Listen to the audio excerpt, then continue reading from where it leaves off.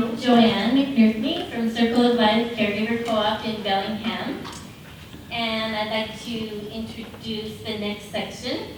To start a worker-owned co-op, we all know you need a group of co-workers or workers, in our case, caregivers. And then once the co-op is established, how to get the word out becomes a priority. And then once the word gets out, the first few clients are served. And after that point, it's a constant balancing act of marketing for either clients or caregivers. So in our case, Circle of Life, it was always almost the same number of clients as it was caregivers. We found out it was sort of an interesting result. So in the next hour, we're going to hear about marketing from 3 different perspectives. One from a professional public relations perspective, one from sort of do what you can with the resources available, best bang for your buck, hopefully. And then a third from a caregiver recruitment retention perspective. So the first one from a professional PR perspective is Jessica Ross and Katie Franklin. It's been really interesting just already in the past few minutes to hear all the different stories that are coming out, and that the cooperatives mean so many different things to different people in this room.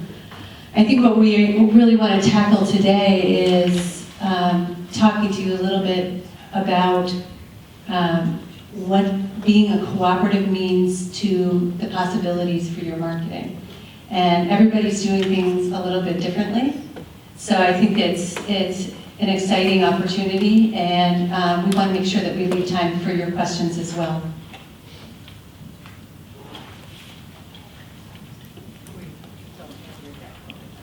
It's okay. You made a change on it, and I didn't reload it. You want to just talk a little bit about our work with NCBA involvement? Sure. I'll take. Okay. Is that on? No, it is. You just have to talk really close. So for the past year, we've been working with NCBA CUSA. We came on board last October to develop their 100th anniversary campaign. They wanted to highlight their members, talk about the various industries that co-ops are in, that are participating in, and also highlight the organization and its history. So we spent some time developing a campaign that included profile pieces, which if you get NCBA's newsletters, if you're on their website or on Twitter, you'll have seen these every 2 weeks. We showcase a different profile, different member. We hit just about every industry possible. And it's a nice way to just show the variety of businesses that are out there in the cooperative world. We also developed an op-ed campaign. I'm not sure how familiar everyone is with some of the media relations terminology, so it's opinion editorial. We worked with a lot of members around different themes throughout the year. For example, we worked with female leaders in co-ops around Women's History Month to talk about how they've climbed the ladder in the co-op world. We did a theme around Black History Month about rural America, and those have been pretty successful. We also worked with the members and with NCBA in placing media articles. It's gone, local markets, regional markets, and national news outlets. Some of the things we found that have worked really well in promoting co-ops, which I'm going to give some examples of what we've done, and you can probably take that back with you and figure out how you can do it yourself. But we found that reporters and third parties really like to hear about community involvement. So if you're involved in, you're sponsoring local teams, you're hiring local residents, you're really involved in the community and your money's staying there, they like to hear those things. We also found that finding really unique storytelling opportunities was successful. For example, in Marks, Mississippi, it's a food desert. It put itself on the map when Martin Luther King started the Poor People's Campaign. Decades later, it's still a food desert, and a group of co-ops created a farmer's market where they bring resources to the town. Huffington Post loved that theme. They thought it was very interesting, and they ran 2 op-eds on it. And then we recently had an article in Forbes that came out about 2 weeks ago. And for that, we used the unique business model of co-ops and talked about the brewery trend. It's not an industry you'd usually think that would be a co-op. So it's interesting to the editors, it's interesting to reporters, and the article came out beautiful, focused on the industry of breweries and the co-op business model. So those are just some things that have worked really well and that can translate over to home caregiving as well. Sure. So while we're waiting for our deck to come up, I saw a great movie this past weekend called Don't Think Twice. And it's about an improv troupe. And they always start the show by coming out and saying, did anybody have a particularly difficult day? Well, so I'm not gonna do any improv, thank goodness, because I'm not very funny. But let's just open this up to the group. What do you think is your most difficult communications challenge? Somebody just spoke about, recruiting employees, recruiting caregivers. It obviously, trying to get clients is a communications challenge. What other things are keeping you up at night in terms of communications for your cooperative? Yes. Just to link those two things, you have to not just find the caregivers and find the clients, they have to match. It's like matchmaking. So there has to be, there we are. There has to be that matchup. There has to be a good fit. That must be very challenging. What other challenges do you face communications-wise? Yes. I think because caregivers work kind of in isolation, it's hard to create that kind of sense of unity. So that's a communication challenge. So sort of the internal communications, how are you communicating with your employees in a way that's cohesive, that builds your organization's culture? Yes, you had a question Over there. Communication between the caregivers learning about the co-op, because you can still have caregivers being a part of a co-op, but they don't really understand that they're the owners. Yeah, and really ultimately they're your ambassadors too. Yes. If they don't have the bigger picture of why cooperative, you guys all know you're special because you're here in this room and you've been listening to this all day. But do your employees know, and can they explain the difference? That's a great internal communications challenge that turns into an external communications challenge. So, what can communications do for you? So I'll just do a little bit of a 101. Why marketing communications? And really what marketing communications is, it's really how your business communicates with all of your desired audiences. And they can be a lot. If you look on the right here, we've talked about this already. We've talked about, sorry, I can't get this to stand. Can you hear me without it? Okay, I've been told I have a loud voice. We've already talked about clients and caregivers, but there's also the pipeline. Referrals. I'll just shout. There are the referrals. So that's one of your key audiences. And the other one I want to touch on today are also your community and influencers. And the influencers are the people who set the conditions for the businesses that you run. And that can mean a lot of different things. But those influencers set things like policy and taxation and insurance guidelines and all of the things that influence your business and how you can succeed or what can create growth for. And so for what purposes do we use marketing communications? We're not just selling. It is about educating our audiences. How do we let them know what we're doing, how we're different, what our organizations stand for, what kind of services we provide. We are using it for outreach. How do we broaden our footprint? Your market is you're competing in a marketplace that has a lot of alternatives for care. Some of them good, some of them bad, some of them in between. And then there is this market. How are you reaching the people that you're trying to make a business relationship with? and then recruitment. And that is, we're having little sidebar conversations, and that is one of the biggest challenges. I was at a meeting this morning in a completely different sector, and they said that's their biggest challenge, is finding employees to do the jobs that they have. Nobody tells that story in the presidential elections, right? You have jobs. How do you find those employees to do those jobs? Well, one of the things that we really wanted to emphasize today is how do you tell the story about cooperatives and what your competitive advantage is as a cooperative. What makes you different?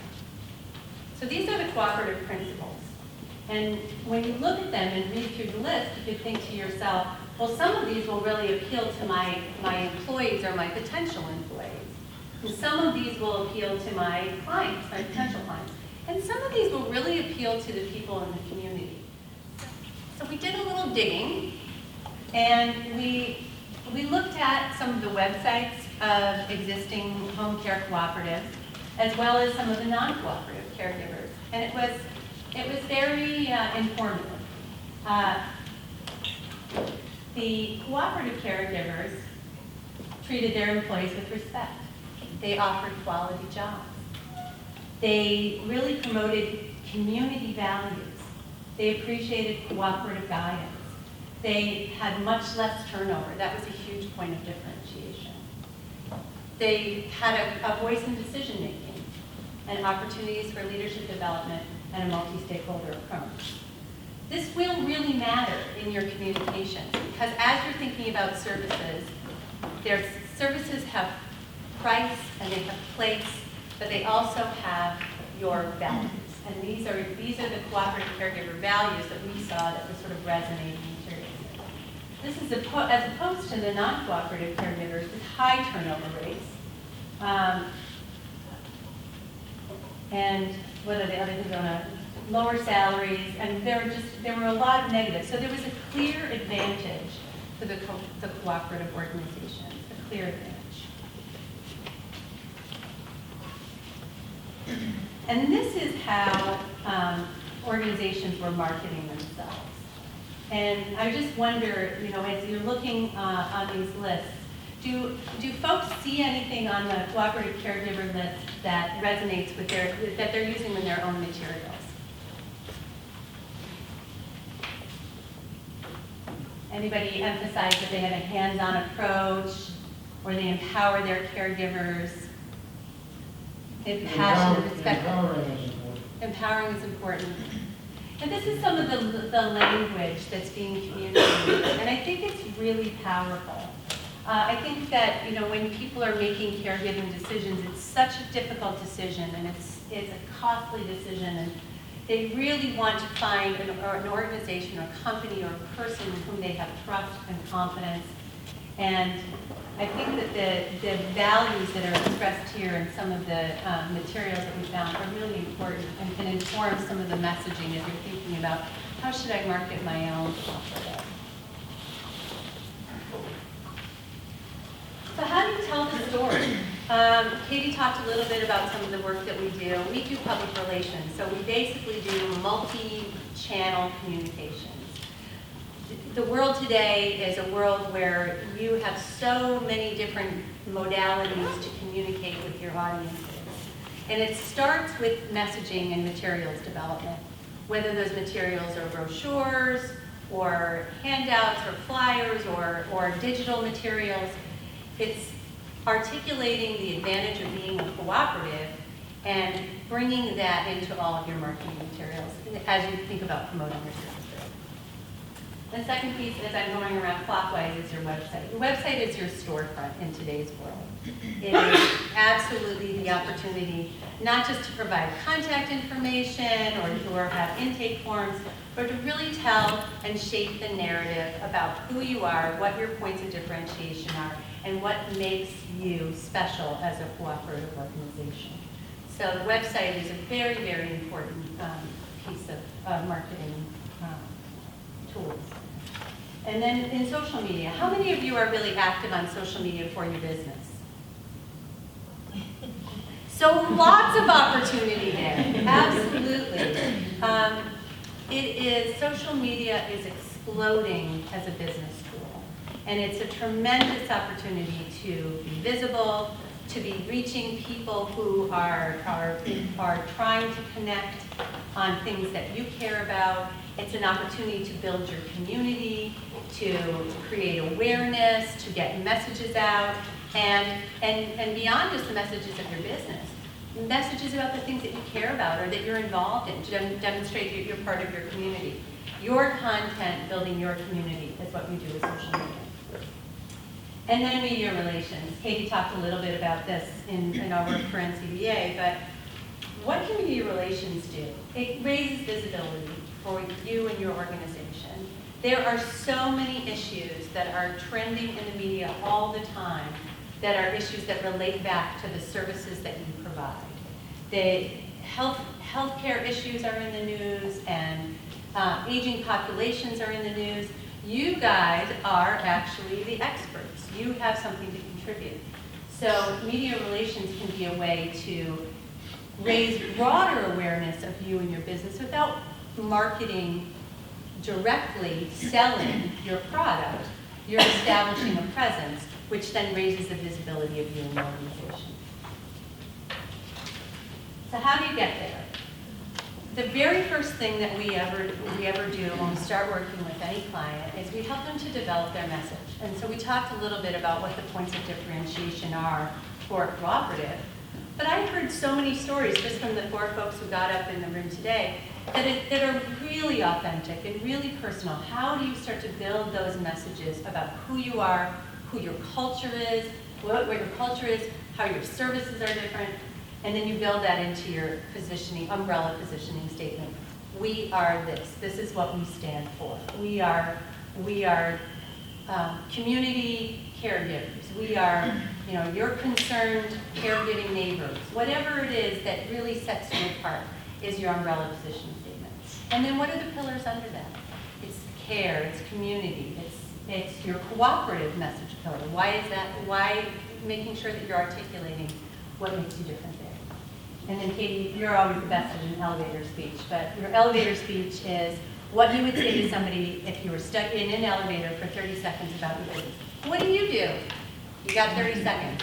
We actually practice this with people. We make them talk about their business, and anybody can explain their business in 10 minutes. Can you do it in 30 seconds? What do I do? What's my business? How is it different? What are my values? Can you do that in 30 seconds yet? Okay, there'll be a quiz at the end. And then the supporting proof points. Whatever you say about your business or yourself or your caregivers or your services has to be backed up. So how do you build those proof points? And you build that into your messaging that then gets used in any time you're making any kind of remarks, anytime you're talking to the media, materials on your website, and anything that you're doing in written materials. Material development is really important. Once you have those key messages, you're going to want to use that to develop all of your content. So just mentioned website, and if you're speaking, giving remarks anywhere, that's where you're going to pull the theme, the meat, the proof points for whatever it is you're saying. But it also serves as a guidance for anything going external to external audiences. So if you're doing a press release on a new development within your organization, you're going to pull from your message points. If you're writing website content, you're going to pull from those message points. If you're doing social media, if you're doing marketing brochures, leave behind material, you want everything to have the same look and feel, and that's all going to be pulled from those, the messaging. We're going to go over a couple of the elements that Jess pointed out. The elements of media relations, there's a couple ones that we feel are important for home caregiving co-ops. We know that everyone's a different size. You may be a startup, you may be considering to start an organization, you may be large and have a staff that handles this for you. So everything we're going to talk about right now are practical things that you can do with, you can do it yourself, or you can have someone on your staff do it for you on the website. So if you're going to do just one thing, it needs to be a website. The marketing brochures you have only can share so much information. People need a place to go to find more information about you, about your business model, and about what it is you do in the community. It needs to be clean and informative, and it also needs to be easily managed. Not everyone is tech savvy. I am not. I need other people to do that for me. So there are different options you have with web development, and different price points too. You can hire a firm to do it for you. You can hire a freelance graphic designer to do it for you, or you can hire a college student who's learning how to develop it to do that for you. But the important thing is, if you're doing it, the upkeep yourself, it needs to be easy and manageable, so you don't have to do coding. So WordPress would be fine, but you have to have that website. The website's going to serve as your information hub. It's going to talk about your services. It's going to talk about the co-op model. This morning, and I'm sure other people have this too, but I was on, I believe it was Heart is Home, that cooperative, and they listed right under the About Us section the 7 principles, cooperative principles. That's really helpful, because if someone goes to your site and you're trying to set yourself apart from a traditional agency, they may not know what it is they're reading or why it's important, but they see that there's a difference there and they're going to like what they read.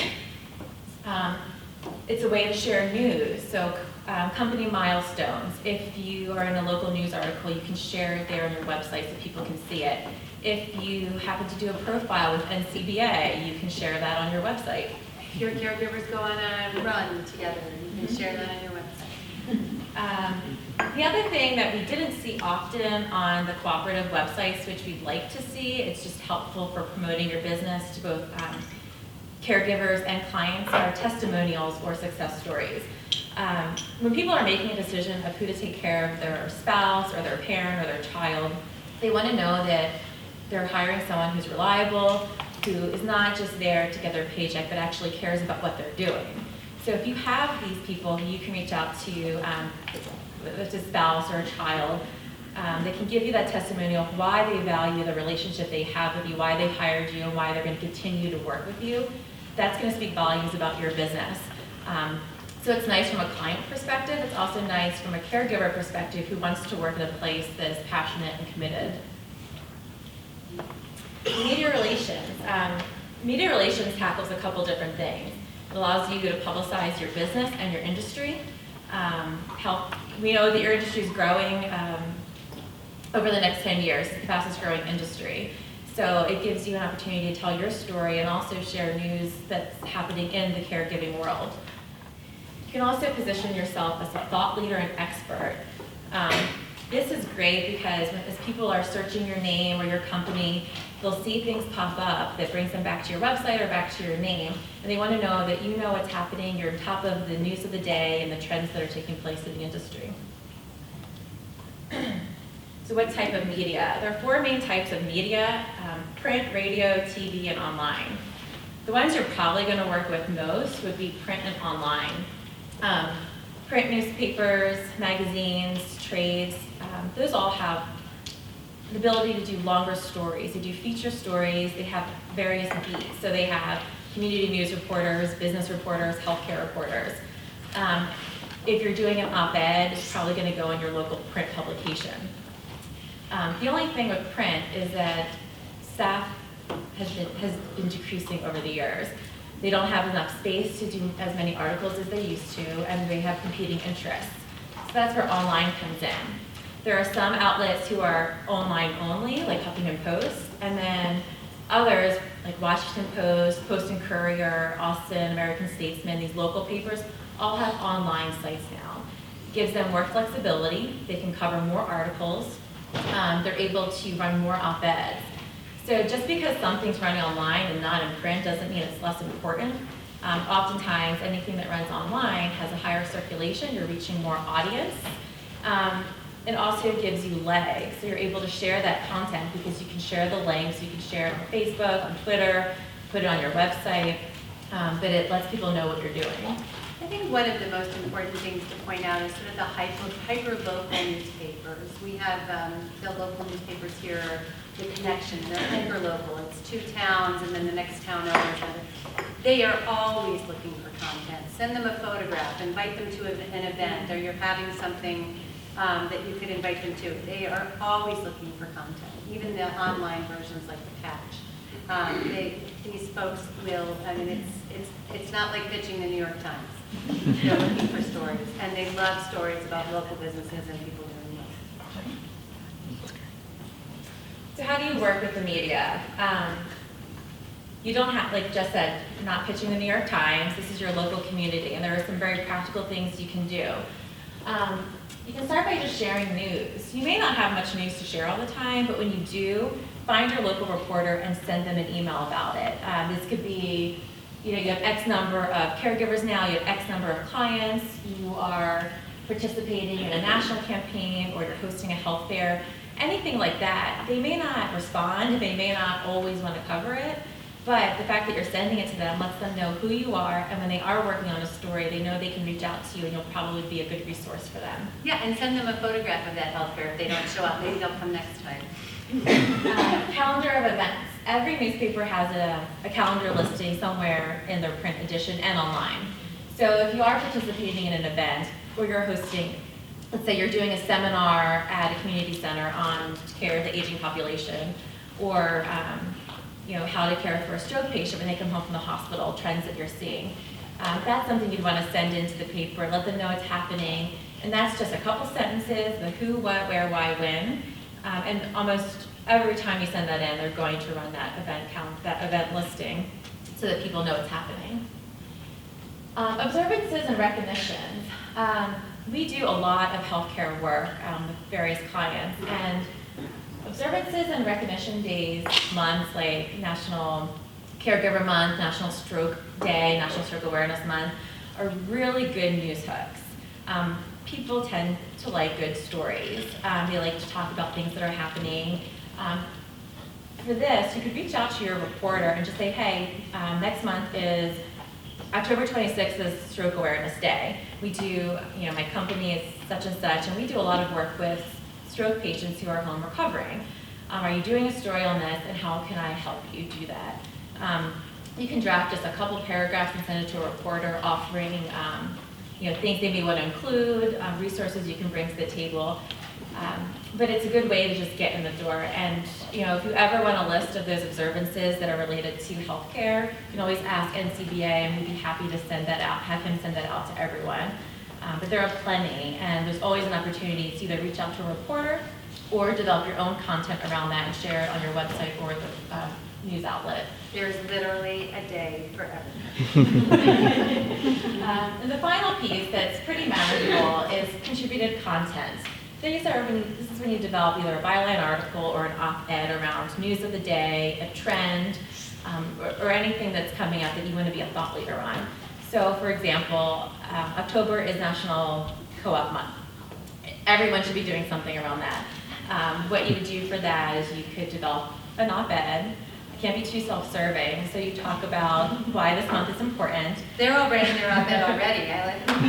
You can talk about why co-ops are important to your community, maybe how many there are, and then you can talk about how you are a co-op and what that means to your community, what you've been doing, why it's so important to home caregiving. So that's one idea. May is Older Americans Month. You could do a piece on the aging population and trends you're seeing and how you are stepping in to help them manage at home, saving them probably from ending up in a nursing facility. It gives them a little bit better quality of life. But there are plenty of these kinds of topics that you could take and run with and share with your local newspaper. Social media. I think only 5 people raised their hand that they were on Twitter. So about 15 years ago, we didn't really know where social media was going. Facebook was only on college campuses. Twitter didn't exist. I think LinkedIn may have been around, but it was not what it is today. It has exploded. My grandmother's on Facebook. She shares pictures, she shares news articles, she gets political. So we know that just about every generation is on Facebook right now. Twitter's a little different, but Twitter, I would say 20s through age 60s, they're on Twitter. It's a way to share news of the day, and that's what most people use it for, information sharing. The way you can use this is very simple to start a Twitter handle. You don't need a lot of management or upkeep. Start a Twitter handle and start finding people to follow. You can follow NCBA. They share plenty of news daily that you could share with your own followers. Follow American Heart Association if you're working with stroke patients. You can follow, there's plenty of people to follow. But the thing is, they always share news of the day, they share research and new studies. So if you're sharing that content on your own handle, everyone that sees your handle knows that you're following everything that's happening, you're at the top of your game, and you're following the new trends that are coming out in home caregiving. And then eventually you can start sharing your own content, whether it's you being in a local news article or participating in a community event. You can start posting those as well.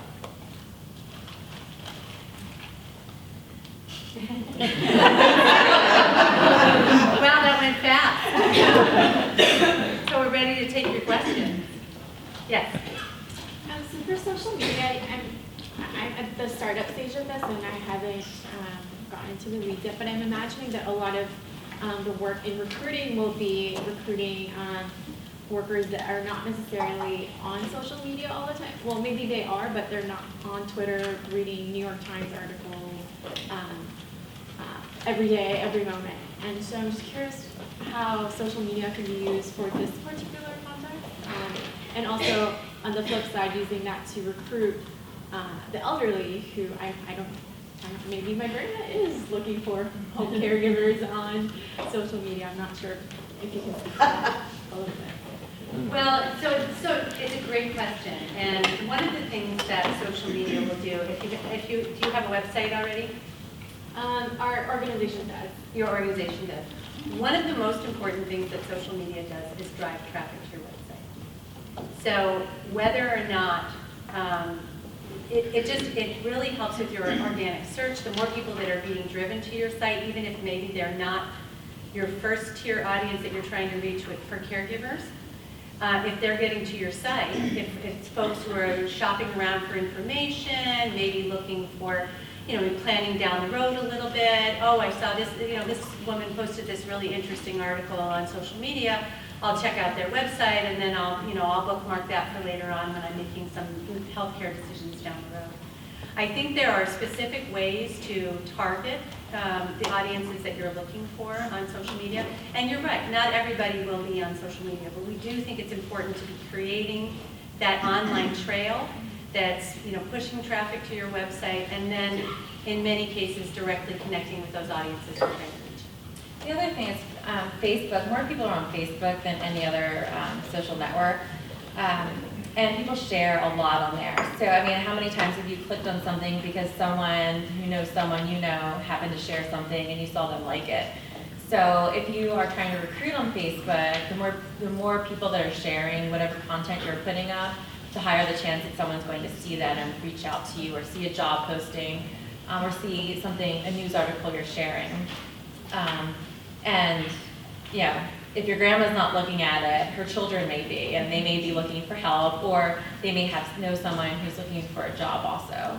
Or a neighbor. Yeah. Sometimes it's neighbors who are helping, and they're a different demographic than the people that you're trying to. But I think for that, Facebook is probably the most popular way to share that information. We also, a couple years ago, we were working on it was litter prevention, not business related, not co-op related, but we did some research on lower socioeconomic groups, and we found that even if they didn't have internet at home or email, they all had Facebook, because they all had smartphones. So that was also really interesting to find, was we were targeting that campaign, that people are still on Facebook. So whether you're running Facebook ads or using that to share information, it's probably the most valuable. Okay, we're out of time. We've run over. So any last question, or we'll turn it back over to you. And if there are any questions you have, or if you want, for example, the list of observances and health recognitions, just let Leslie know, and she can get that from us and send it out. Or any other questions?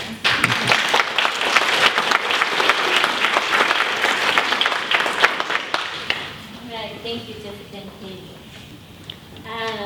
Next up is Deborah Craig from Northwest Cooperative Development Center. Deborah was instrumental in getting Circle of Life up to the next level. She has on-the-ground experience.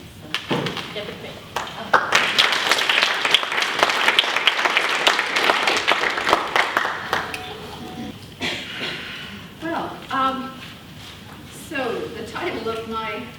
presentation here, guerrilla marketing. I'm going to start by saying I don't have a background in marketing. Everything I am going to present today is it's just what I've learned from all of you. People working in home care. Am I loud enough? Okay.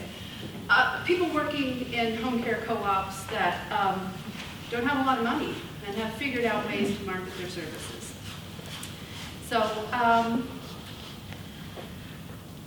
nervous. First of all, how many of you out there in home care co-ops have marketing or promoting your co-op as part of your job description? Okay, interesting. I would like to suggest that when you go back to your co-op and you pose that question to all of your caregivers, I hope that they'll all raise their hands. Because I really believe you can't get better marketing than the actual caregivers marketing your services. So, let's see. Let's see. So, I'm sorry, I don't know what this is. Okay. So how many of you have a marketing plan that you work from? Yeah? Okay, good. So somebody asked the question, how much money should you have go towards marketing? And this is just stuff that I got from Small Business Administration that suggested that 12 to 20% of your projected revenue, 20% sounded like a lot to me, but for a startup business, that's what you would need to put into marketing. And then for more established businesses, maybe a 10% of your projected revenue. Thinking about your marketing plan, as you put together your marketing plan, one of the things that I would really suggest is that you be very flexible. You will have kind of these things that you think, okay, here's what we want to do throughout the year. But you want to keep some flexibility there so that when opportunities arise, that you can seize on them. And that could be all kinds of things, events, sponsorships. So, just kind of keep that in mind. It's also really important to track your labor, the labor that goes into marketing. Lots of times we forget about that, and I think even with startups, you will sometimes have volunteer labor. I would say track that too, just so that you know. If you want to repeat what you did the year before, that maybe at that point you actually have some money that could go towards it, but you want to know really what it took, what did you have to invest to get to that point. And then really important to evaluate your efforts. Create some kind of measurements there so that you can assess how effective your efforts have been, so you just determine whether you want to do that again or not. Some of that will be from your client feedback. You definitely want to track your referral sources. So, asking every client, how did you hear about us? So that you can go back and look, where have we put our money and has it really been effective for us? And then also finding ways, and this is a little bit tricky sometimes, but finding ways to assess your return on investment. This marketing effort cost us this much. What did we get out of that? Sometimes it's not really clear. You can't, have a dollar for dollar. But to have some way to measure whether that has been effective or not. Your audience, I'm following professional marketers. But you all pointed out some of the different audiences, and I would say that you kind of think about these as different audiences, and you will kind of tailor your marketing towards those different audiences. So your potential clients, maybe some of them are on social media, but a lot of them will still, read the newspaper or community papers. So print ads, and then Yellow Pages it's one that a lot of startups forget about, and that's still how some people find services, especially elders. Marketing to the client's family members, so kind of younger generation, like they said, social media, again, print ads. referral sources. So this is the one I feel like you really need to have some time investment. So referral sources, these are all of the medical community, the skilled nursing facilities, and it really requires relationship building. It's a lot different than just saying, here's our ad.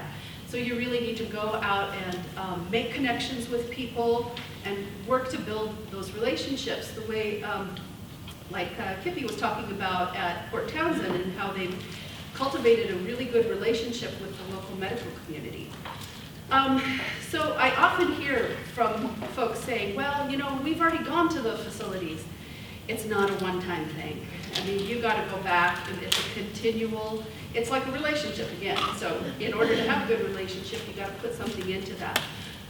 Sometimes it's hard to find reasons. Why are we going to go back to all of these places and tell them they already have our brochures. But there's all kinds of ways that you can update them on what's going on in your business. Let's say you just did a training for your entire staff on CPR first aid. You go back to your referral sources, go around and meet with those social workers. Hey, I just wanted to let you know all of our staff has just been trained in CPR first aid, or we've all just had dementia training. Anyway, you find ways to go back and build that connection. The same with healthcare professionals. Sometimes that will be at events where, if you're doing a health fair or something like that, where you can go around and connect with people. Your general public, print ads, brochures, events, social media. And then caregivers, I think everybody's experience. I was really surprised that slide that showed how much, it was in David's presentation about, I think it was in yours, about Craigslist for jobs. And I know that that's what some of the home care co-ops use, and I was just surprised that it was that high. That's where people are looking for jobs now, I guess. Okay.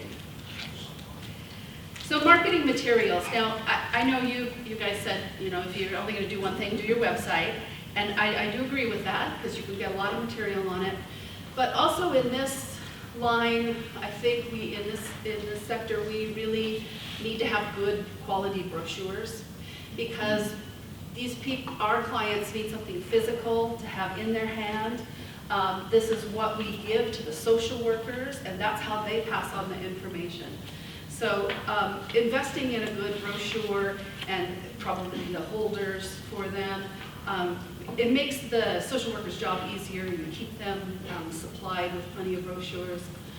Doing posters and flyers, talked about social media. And then there's, of course, employee IDs, so T-shirts, name tags, scrubs, whatever you use to identify your workers.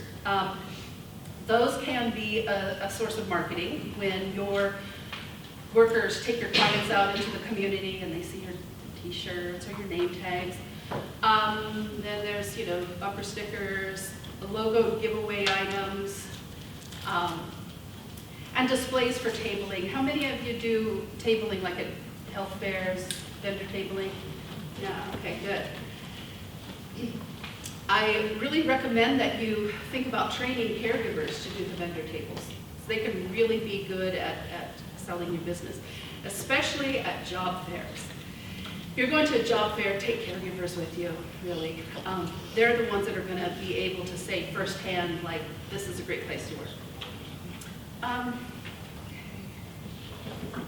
So we're going to look at a few brochures. I was just curious, like, do you give business cards to the caregivers? Does everybody, is that like? Well, I'm not a coach, but I know. Right, but the clubs you work with. Yeah. Yes, in fact, that's a good one. Business cards, and some of them would like their names printed on them, and some of them don't. They just want generic. But usually, like when they become a member, then they get the business cards with their names on them. Okay, so things to look for in creating your brochures. I really encourage you all to have your clients and your employees sign waivers so that you can use real pictures of real clients and real caregivers. The stock photos, if you've been in this industry, you've seen them. You've seen them over and over. So it's pretty powerful, especially in small communities, when you can look at a brochure and say, I know that person, or that's my neighbor, my grandma. And so that can really be powerful. Also, like was already mentioned, testimonials. Testimonials both from clients and family members, but maybe even from healthcare professionals, from your referral sources, from caregivers. Your brochure must have your contact information, of course, and then a list of the services you offer, but a general list, nothing too detailed. Think of kind of your brochures as having kind of blocks of information that are easy to read, so you're not trying to cover every single thing that you do. And then, just like I said before, why is your agency different? So really kind of captivating that co-op advantage. And I think that it depends on your community, how you do that. So if you're in a community where co-ops are non-existent, then the co-op advantage, you have to explain first, you have to educate people what co-ops are. And then you take, like in Port Townsend, in Washington, it's a very small community, but they have like a 40-plus-year-old food co-op and several big worker co-ops. And so co-op is already associated with quality in that community. So they didn't have to educate folks on Cooperative so much, and it's already kind of recognized as that's a good business model. If you're in a community where that's not the case, then you might have to do a little more education. If you look at a lot of the franchise home care agencies, they often don't list a price and they won't tell you the price because they really want to get in and they'll say, oh, it's really based on the care needs. Because they want to get in there, get in the door, right? You're going to do an assessment and then that's going to determine the price of your care. Even though they really do have rates in mind. So I've seen it kind of both ways. I've seen that some people really appreciate seeing that pricing up front. But then, like Kippy said, it is complicated in that a lot of times people don't know how much care that the client is going to need. So if they're hiring someone for their mother, they're not really sure yet. And until someone can get in there and tell them what they can do for this client, they can't really give them a price. So. Do you know why I ended up doing that? It's because our healthcare professionals who were recommending us wanted me to put that on because they needed to let the families know. That's a really good point. Yeah, because they got to have something. So I'm using yours as an example here. I really like that phrase you put in. Okay, so I'm going to just show you a couple of the brochures. Okay, so this is Cooperative Care. And we used to use client and caregiver photos, but then you run a bunch of brochures and the employee or owner leaves on bad terms or the client dies. So that's why we use stock photos. Okay. So, and everyone's going to deal with that. Employees are going to leave. I just think like if they were a good employee while they were there, I mean, unless they committed some crime before they left, then maybe you want to run their brochure. So anyway, it's really a matter of personal preference, I think. I like how, this is a trifold. I like how the logo is up at the top of each of the sides. Peninsula Home Care, it might not come up really good, but it says rates start at $25 an hour. So I thought that was a good way of kind of handling that. Should we put our pricing or not? So, like I said, Port Townsend is kind of a unique community. And so maybe this kind of wording, we work for you, not a corporation, or love prevails over corporate profits, might not work in every community, but it works in their community. That's the language of the community. So, it really, what your community culture, and then how you are setting yourself apart from other agencies really should determine some of your content. Can I just say one real quick thing? The interesting thing about this brochure that says we work for you, not a corporation, our big, huge corporate-owned senior housing and assisted living have those brochures all over the place, you know? It's kind of ironic. Again, they used photographs of real clients and real caregivers. And here is equality. Let's see. So again, talking about, I realize that, you know, some startups, you start out with a brochure, and then after you've been in business 6 months or so, you want to change it all. Because now your co-op has developed its own culture, and you want to express the culture through your marketing materials. And maybe you didn't really know what that was before, right? And so that you could go through different levels of different changes in your brochure. Again, real pictures of real people. There's Teresa right there. And then there's a poem in the middle. That's kind of beautiful. And their tagline, not just breathing, but truly living. So their taglines are nice just because they're there to, you know, kind of give an emotional appeal. And I thought that was kind of creative. Here's Circle of Life. Again, they use pictures of their caregivers. And one thing I see a lot on brochures in other industries too is this, you can see over here, using this 3 words, licensed, insured, professional. So those 3 words, I think, are especially really important if you're in a community where people might think, well, that's not a real home care agency, it's a co-op. You know, they don't have a really kind of a positive idea of co-op, and so we want to make sure they know that we're licensed, we're insured, we're professional. So, okay, and just kind of basic advertising. This is just some of the places where you might advertise: newspapers, community bulletin boards, newsletters. Like most senior centers will put out a newsletter. That's a good place to advertise. Your Alzheimer's Society. There's different ones you can find, and senior resource publications. And then for caregivers, yeah, Craigslist. I think Circle of Life, don't you mostly use? Yeah. How about you guys, Teresa? You guys use Craigslist for your caregiver ads? No, not really. Okay. What do you use? Newspaper? Okay. Word of mouth. Word of mouth.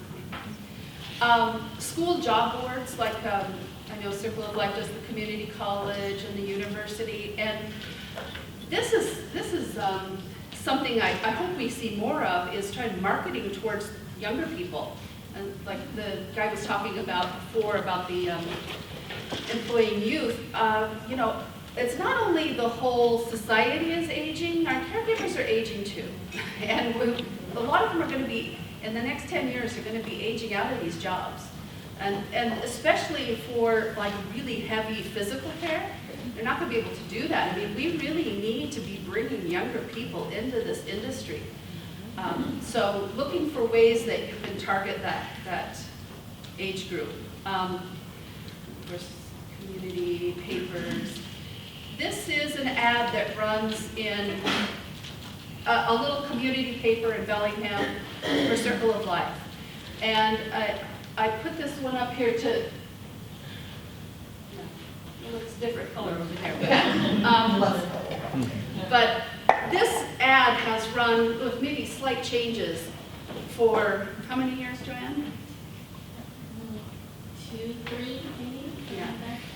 So you want some kind of consistency in your print ad to really make an impact. And so I have worked with people who said, oh, well, we did that last month and we didn't get any bites. So, but really you need to kind of stick with that a longer. Is there a kind of marketing rule of thumb for how long you stick with an ad before you? No? I mean, I really, this seems like an evergreen ad.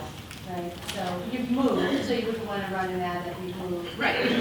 Yeah. So if there's not any time-sensitive information, you know, what you do get is you get ad fatigue. If you're running in the same Yeah. newspapers or you're running on the same websites, people will stop seeing it if they don't see something new. So you can always look for something eye-catching. We always try to, you know, if we're running a new ad campaign, you know, what's the creative in there? Are we using a different picture or different colors? There's some piece of, you know, we've moved news that's not old. If you're gonna hire someone to develop the ad for you, I would say having a handful of them that you can swap in and out, but that are evergreen, so they're not tied to anything, but.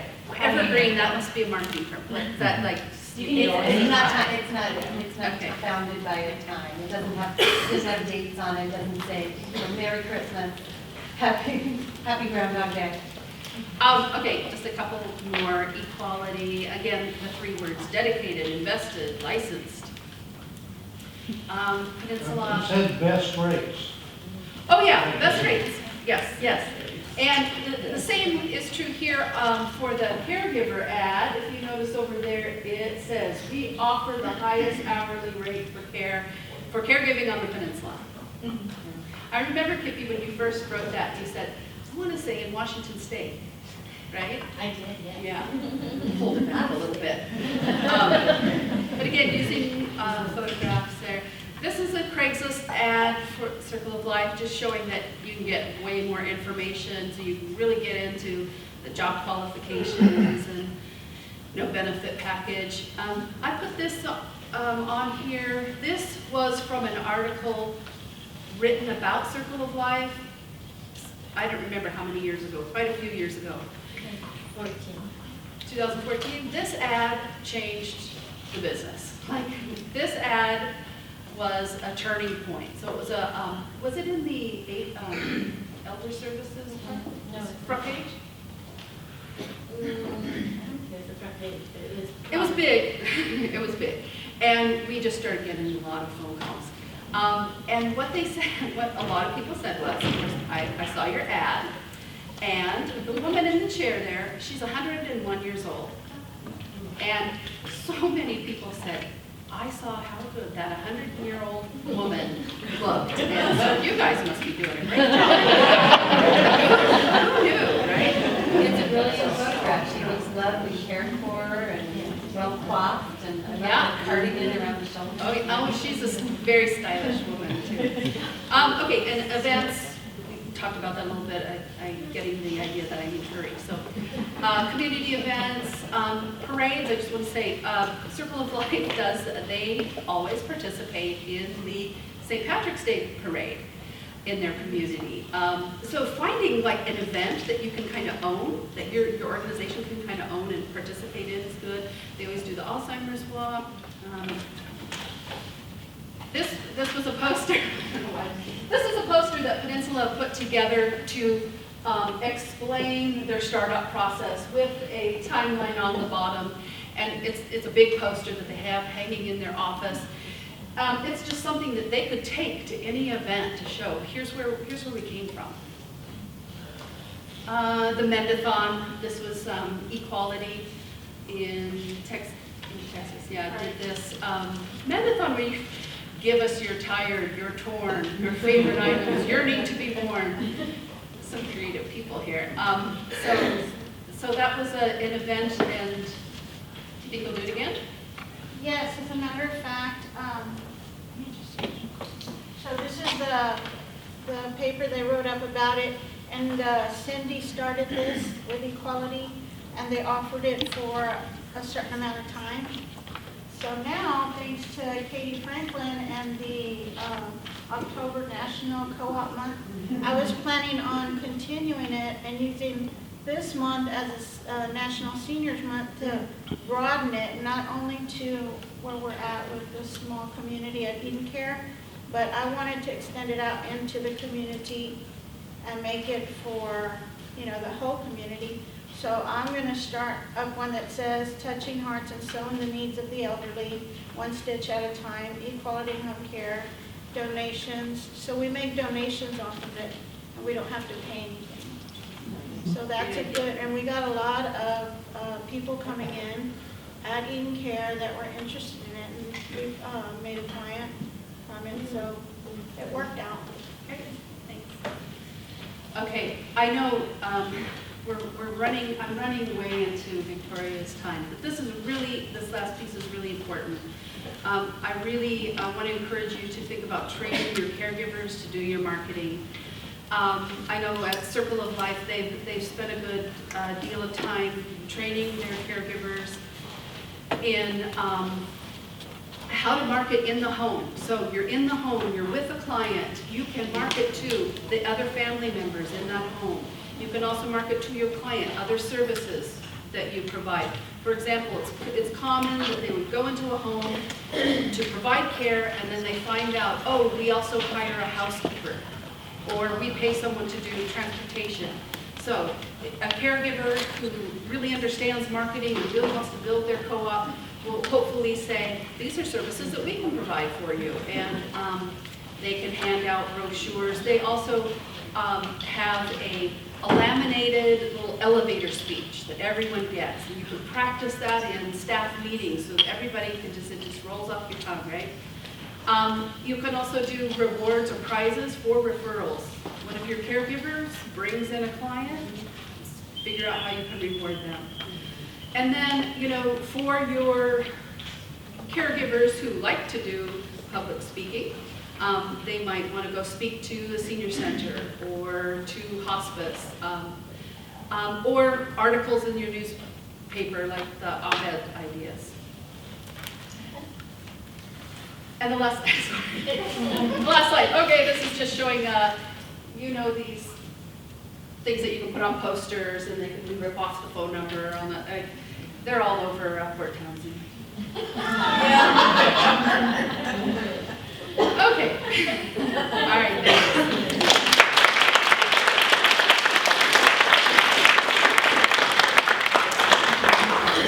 Lots of ideas. All right, our next speaker is Victoria Sprung from Circle of Life Caregiver Co-op. She's the caregiver coordinator, and she's going to talk about caregiver recruitment. Hi, everyone. So this was supposed to be a 40-minute presentation, so I'm going to try to condense it into the 20 minutes we have left. So I'm going to do the best I can. So we were going to do a brainstorming activity to kind of switch gears, because my presentation is not so much about marketing your business, it's marketing this idea of an ownership culture. So marketing this to your members, saying that this is your business and what you put into your business is what you're going to get. And so I'm going to talk about a Circle of Life, kind of our membership program that we have. We have a pretty strong membership program now. Some of that, kind of talk about the evolution of that, why it's important, kind of how it relates to marketing. So the importance of strong membership programs. So greater participation in the co-op, obviously if someone is a well-informed, educated member, they're going to know how to participate appropriately.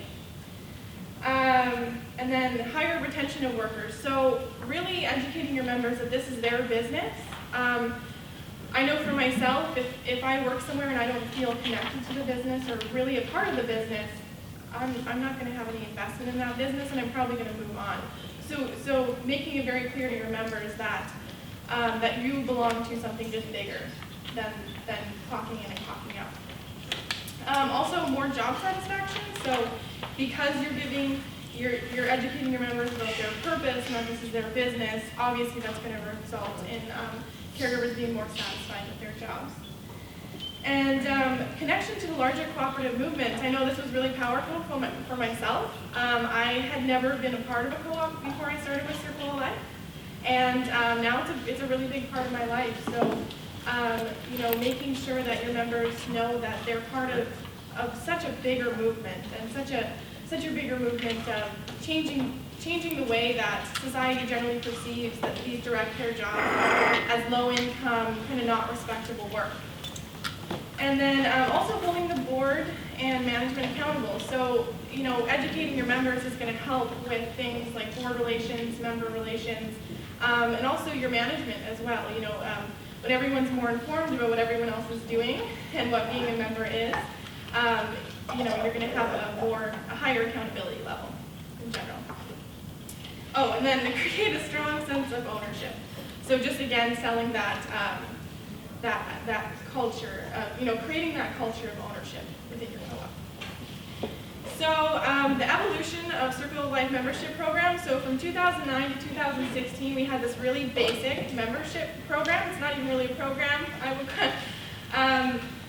So basically, all employees must complete and successfully pass a 3-month trial period.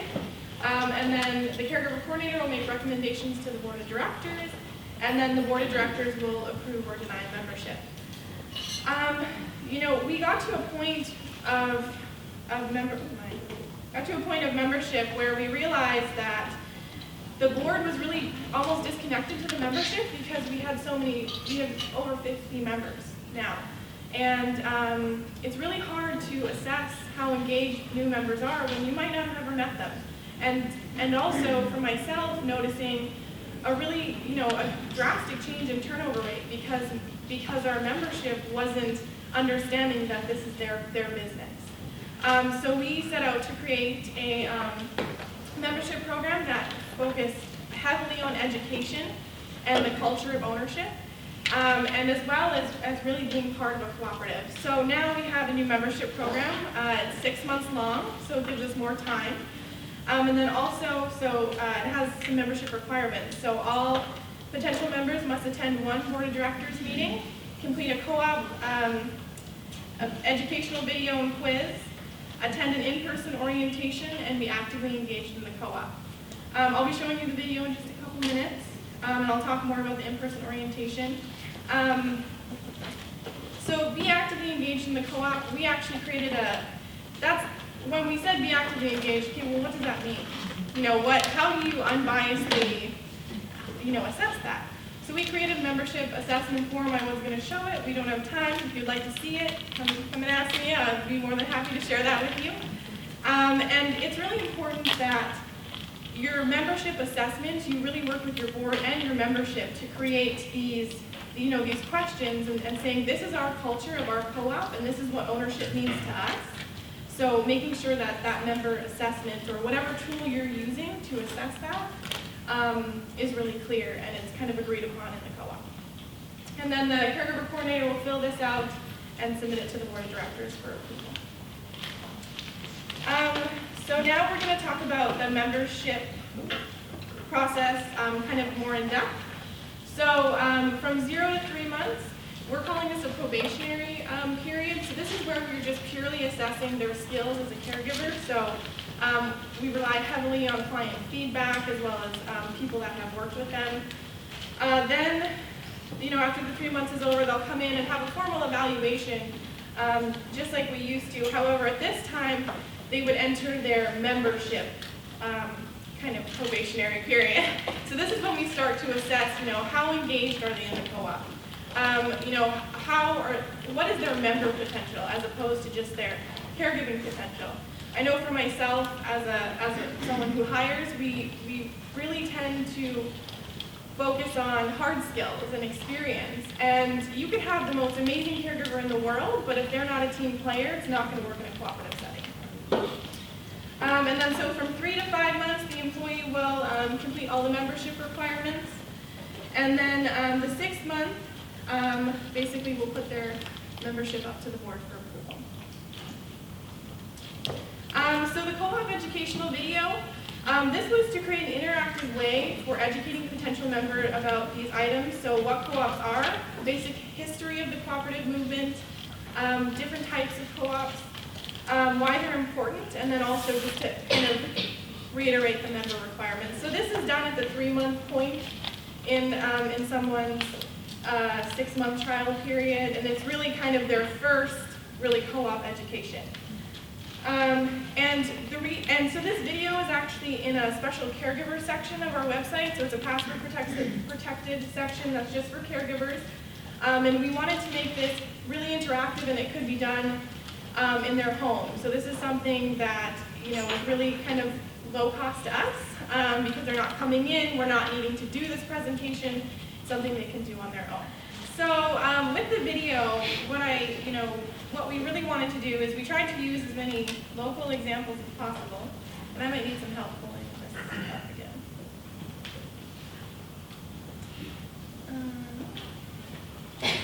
It's showing up there, but it's not showing on here, so I hope that it is. But we wanted to try and use as many locals examples as possible. So that's why, with those companies that we mentioned, those are all local Bellingham companies. And then also talking about the other types of cooperative businesses, we wanted to educate the membership about, how you can support other types of cooperatives in the community and kind of educating them about in the community what there is available. That's it.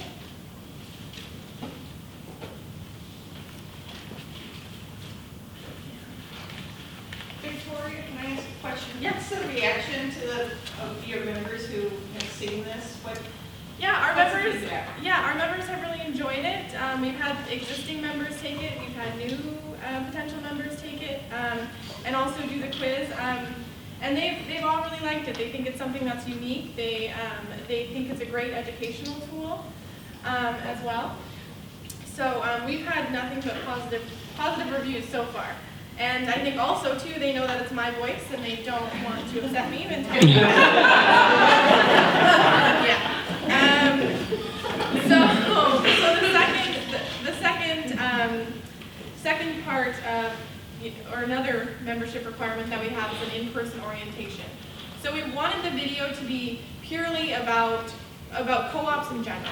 So, history, kind of very brief introduction to the cooperative sector. And with this in-person orientation, what we wanted to do is we wanted to make it specific to Circle of Life. So the outline of how this looks is there's a 15-minute opening. We always, like to have time for, introductions and talking to one another. We also wanted to have an interactive activity to promote cooperation. Every in-person orientation is, could be different depending on how many people you have involved. But just, starting any kind of presentation with the mindset of cooperation and having an interactive way of doing that is always good. So then in the 20-minute PowerPoint presentation, we talk about the history of Circle of Life. There's a timeline with milestones. The role of the board, governance, operation, and our organizational chart. Member rights and responsibilities, participating in your co-op. Structure of board meetings, member form proposals, and agenda. And then lastly, marketing your business. So the three that have stars here are kind of ones I just wanted to highlight and that we feel are really important. So governance, operations, and organizational chart. Our brand new organizational chart is actually a circle. That's the Circle of Life. And we wanted to create it in a circle because it's really hard to explain to a member, this is our organizational chart, and it's top down. And it makes, it's a visual, it almost is a visual representation as if some jobs are more important than others. And we don't believe that. We believe everyone is equal, and everyone's job is equally as important. So that's why it's a circle, and that's why we really spend a lot of time looking at that and pushing this concept that everyone here has an equal part in this business. And then also participating in your co-op. I always, like to, there are some people that are more outgoing and can do things like run on the board and participate in committees. And there's people who are more reserved, and so I always like when you're giving people suggestions for participation to think about, different qualities and different skills and making sure that you're giving participation suggestions for every type of person. And then marketing your business. So we, are taking that time to say, this is your business and you're, assuming your membership is approved, you're going to be an owner. And so we actually give them a Circle of Life bag once their membership is approved with a marketing packet. And in that marketing packet, it has brochures, business cards, a laminated elevator speech about the business, as well as pens. And you'd be amazed at how low cost that is, but how empowering and how many people you can just tell they really get that ownership piece once you give that to them. And then, so promoting, the ownership culture to current members. So, It's just like marketing, just because you do a one-time training when they first start doesn't mean that they're gonna feel empowered and feel like a business owner for the rest of their time at the co-op. It's like marketing, it's something you have to constantly revisit. So some ways that we do that is we do yearly trainings about cooperatives. So this is not just about the cooperative business model or history. This could be cooperative reading a financial statement, like understanding how your business and your cooperative sets up their financial statements. This could also be about the cooperative movement in general. It could be sharing with your co-op things that are exciting that are going on in the cooperative movement. So there's lots of different ways of doing that type of training. Sending members to co-op events, trainings, and conferences, like this awesome one happening right now. Making resources about co-ops available to your membership. At Circle of Life, we have a member library, and it has everything from caregiving information to information about co-ops, and members can come in and check out that literature anytime.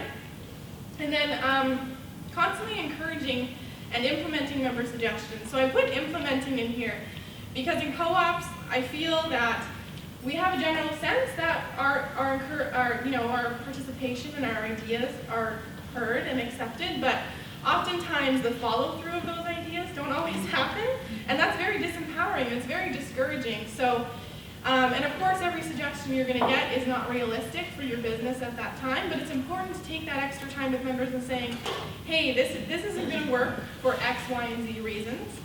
But maybe we can revisit it when we get to a certain point in revenue or when we get to a certain number of members. And then also making that public. So making sure that your membership knows you did look at this suggestion and you did take the time to really look at it, and this is why it's not going to work. So I'll finish up really quick. So I just wanted to say, this is our membership process that works for us. This is what we've developed, but every co-op has a different culture. And every co-op has a different type of membership and different type of skills and qualities that you're looking for. So just making sure that you remember that your membership programs are not static. They need to evolve and grow with your co-op. And making sure that you're really taking that time and emphasis on educating your members and making sure that this ownership culture is part of your existing culture, because those are the people that are promoting your business and representing your business. That's it.